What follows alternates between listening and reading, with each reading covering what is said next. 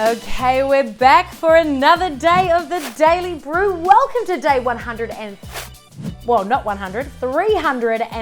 318. I was going to say 138, having a little bit of a dyslexic moment. But no, welcome to day 318. We're going to cover off this Bible in no time. Let's get straight into our scriptures today. We're going to be reading from Psalm 125, verses 1 to 5. Hebrews 12, verses 1 to 13, Ezekiel 26, verse 1 to 27, verse 36.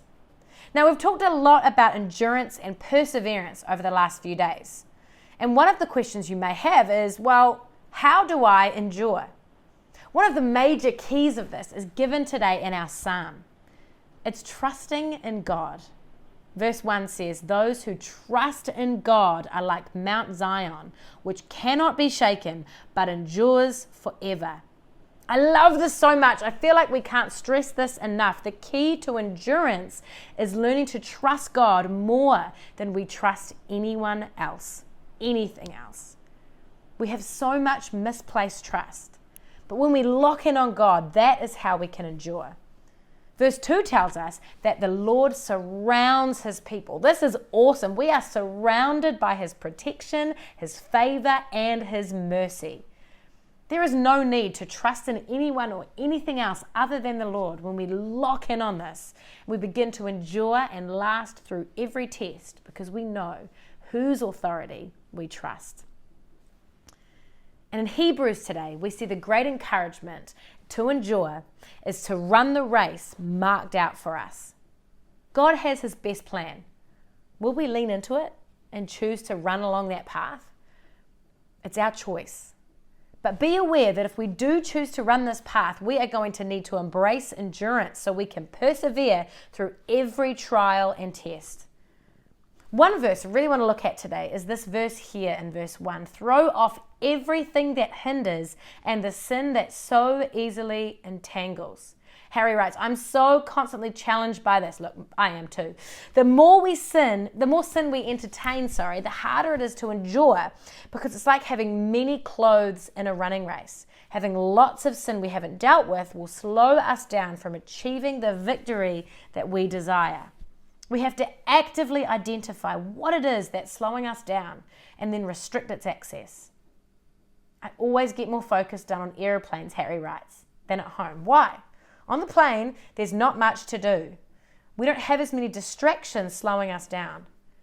So what sin do you need to get rid of? What distractions, what things do you need to restrict? It's probably some of the things you enjoy the most.